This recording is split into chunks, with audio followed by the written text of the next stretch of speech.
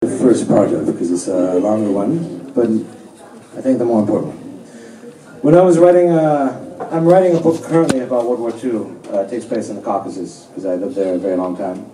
And I've come across a lot of little weird tidbits as I've done research. And all of these have made, I think, great stories.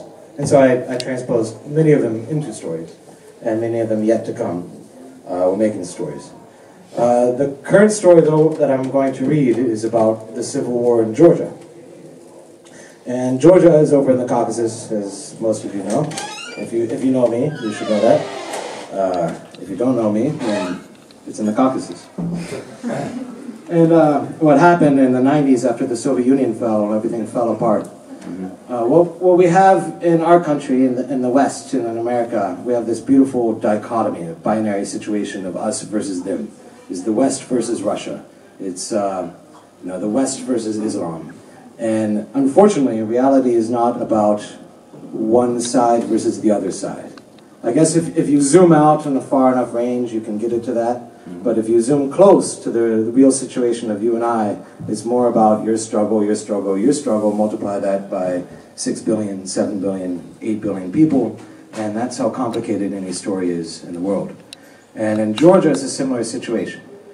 You didn't just have, when it collapsed, Georgia versus Russia. You also had a smaller ethnic group, the Abkhaz, and you had many other ethnic groups involved.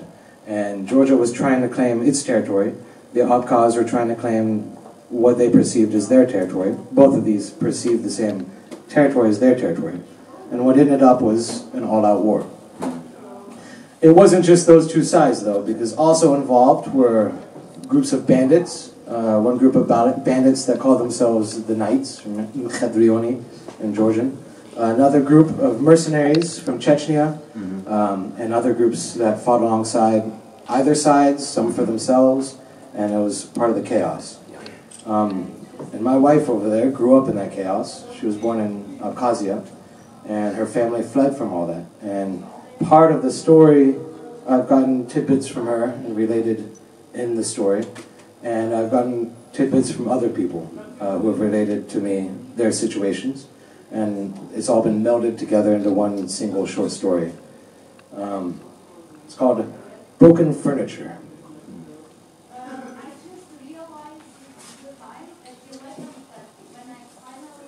This was not going as planned. Lasha could hear his jaw creaking, as though it were about to snap like a wishbone. He always thought that having a heavy boot squeezing his head between the heel and cold concrete would have been more painful, but the adrenaline was pumping through his veins, reaching across his body like he had walked through a spider's web. He had to worry more now that he would pass out than he would be in pain. "You accident of abortion," the owner of the boot said, looking down at him. He was a massive man, once massive by muscle, but the years had gained on him and had jellified his mass into a kind of hard fat. But the man was still powerful despite his age and graying hair. "What did you think you would have got with this?" He spoke Georgian, but woven with Russian curses. Lasha hoped this was a rhetorical question. At the moment it was quite impossible for him to speak, but as the pressure increased, he wondered if the man had wanted an answer. "Do you think I haven't noticed you following me all this time? That somehow you were sneaking by me? I know you've been following me, you worthless sack of discarded semen." The curses continued. The pressure relented. Or was it that he was just fading out, that things were going black? No, the pressure was releasing. The man lifted his foot and decided on a new approach, that he was going to slam the back of a boot into Lasha's chest and gut. Lasha could taste so much sweet blood in his mouth. He didn't know it would taste so good. He had always kind of expected it to be sour, maybe.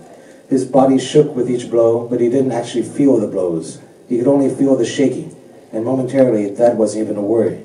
He was now more worried about the tooth floating around in his mouth. No, this wasn't going as planned at all. And the massive man, Okro, was right in asking that question. What did he think he would achieve here by doing this? He was just a waiter in a Viennese cafe when he had spotted Okro. Lasha handed Okro a newspaper to read and then listened to his order for a coffee and a strudel. But as he listened, he nodded off deep into his memories. Where had he recognized this man before? Then he came back with a strudel, a melange, and no cream on the side. The order was completely wrong, but the man was polite enough. In German, he said with full apology, "Listen, young man, this isn't exactly what I ordered, but fine. Just change the melange for an Americano, if you don't mind. The look was familiar.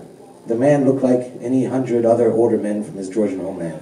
A large nose, a pockmarked face, a smile with golden tooth, and wearing black pants with a black sweater and black leather jacket hanging on the coat rack nearby. Smoke swirled in front of the man's face. He spoke with a cigarette hanging from his mouth. He was with a similarly dressed man who must have been Georgian as well, and a woman who could have been a model or maybe his daughter. She had raven black hair and carried herself with a kind of arrogance commonly found in Caucasian women. The three were speaking in German, though, with nearly perfect Austrian accents and a control of the Austrian dialect, so he couldn't actually tell if they were from Georgia. He didn't recognize the man's two comrades, though. Just the man. From somewhere, a twinkle in his eye. That first time he saw him, he didn't think too much of it. He went home to his small apartment in Ottakring, put the kettle on the burner and put up his coat.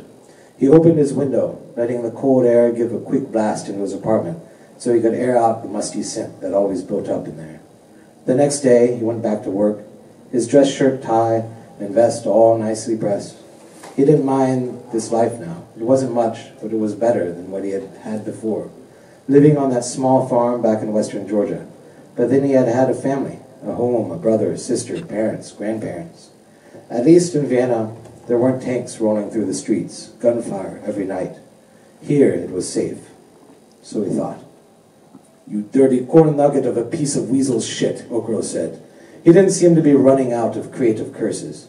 It was this constant stream of cursing, the kind of language that you could only learn in a Russian prison camp, that kept Lasha convinced that this was indeed Okro.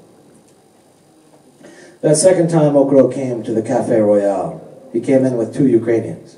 They were speaking in a slurred Russian, dropping T's and G's quite commonly in that Ukrainian way of speaking.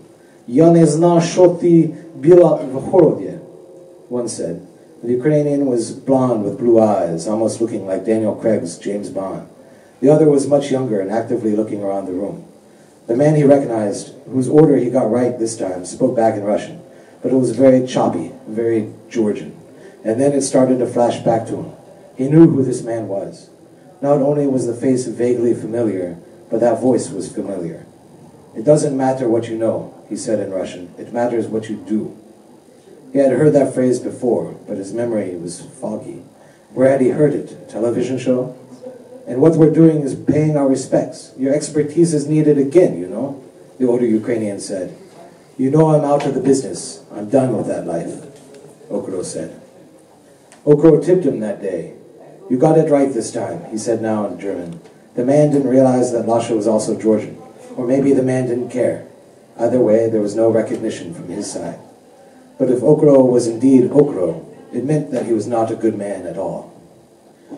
Those days in Georgia were a long and miserable childhood. He did remember happy times, though, but the happy times were shrouded in a kind of misery. With the war going on around them, the electricity was constantly going out, often for weeks at a time. And then after a massive explosion on the horizon, there was no more electricity at all. That's when the first of the strangers started to show up. Women holding crying babies, without shoes, shuffling down the rocky streets. The sun behind the mountains glowing red along the horizon, red like the dried blood on their shirts and coats. These people came in bunches. Some would try to sneak across the village. Lasha's grandparents at first were giving out apples and pears to those who would pass along the road.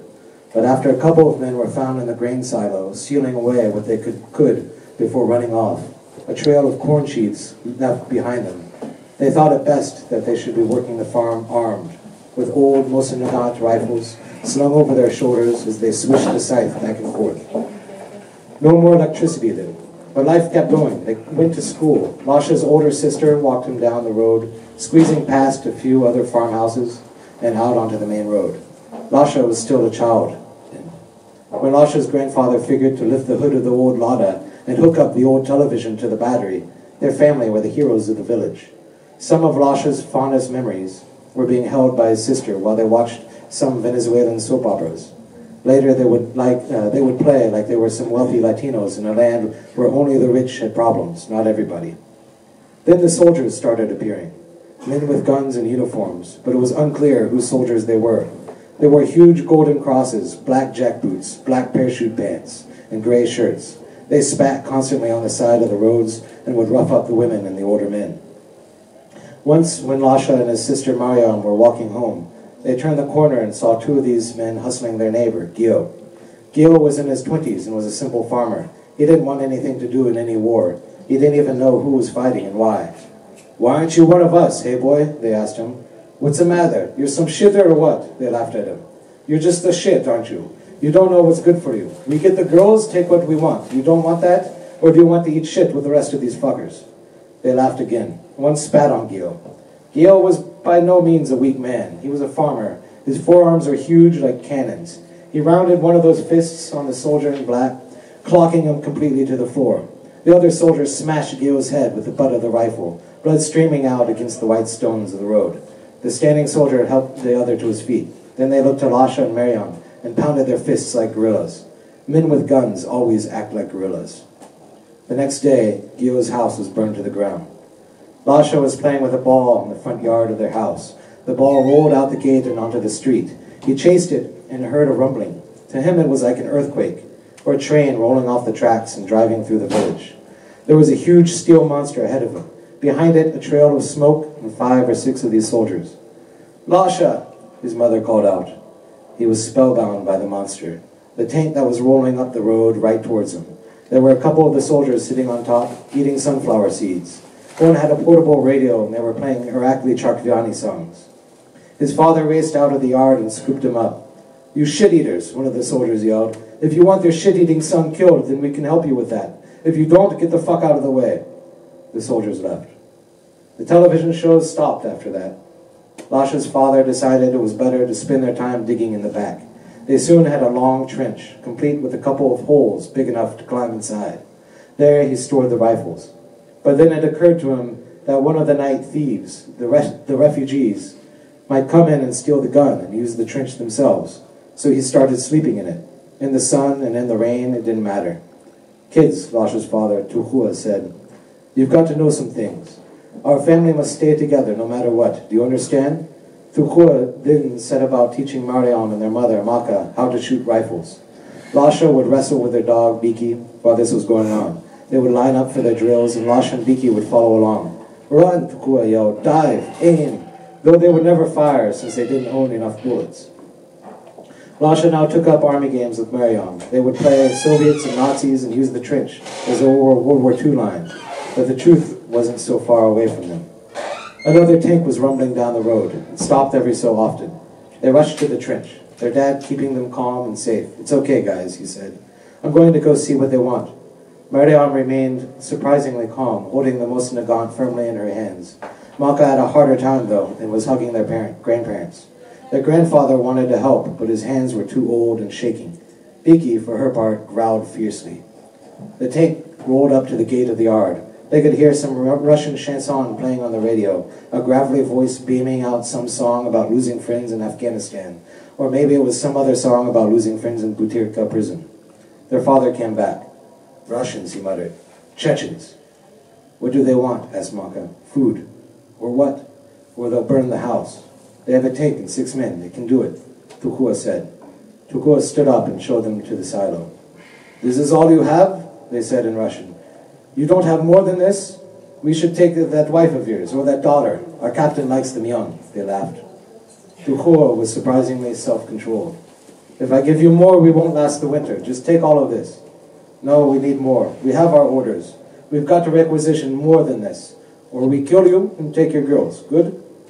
"Okay, take more food," Tukua said. He walked to another silo, undid the padlock, and allowed the Chechens into the second silo. The soldiers signaled the man at the tank, who radioed somewhere else. Then an UAZ, a Soviet jeep, came in and drove onto the lawn. The soldiers put the bundles of grains and boxes of apples and other vegetables onto the UAZ. They left. Their neighbors came over that night. They lit a small fire and had a discussion. Like all things in Georgia, the discussion was tailored with wine, but there was little food. "The Chechens took all our food," one man said. So did Tukua. "Who has food left?" They all caught out the amounts of food that they had remaining. Everyone agreed to share. They could last the winter, and who knew, maybe the war would end by then. There was still some hope, especially when the wine was flowing more and the toasts were going on. God will protect us, because this is God's country, went on the Toastmaster, and we are God's people, and God will protect us. Maybe the toasts weren't so hopeful, but to Lasha, they seemed hopeful. Men stumbled home drunk, some stayed at their house, sleeping on whatever couch was available. Tuhua, Maka said, holding Lasha tight to her. What do we do? Are we going to make it? So if you would like to find out,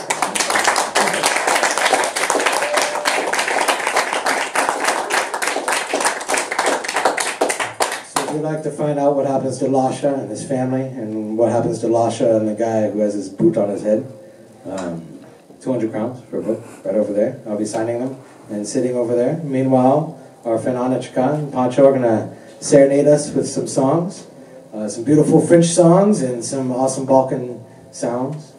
And yeah, so I hope you're enjoying so far. There's going to be 200 crowns for this book, 300 crowns for my novel over there, and 50 crowns for a raffle where you can win a beer mug or some shirts. So yeah, I'll be right over there. Have some whiskey, have some Georgian food, and enjoy. Woo!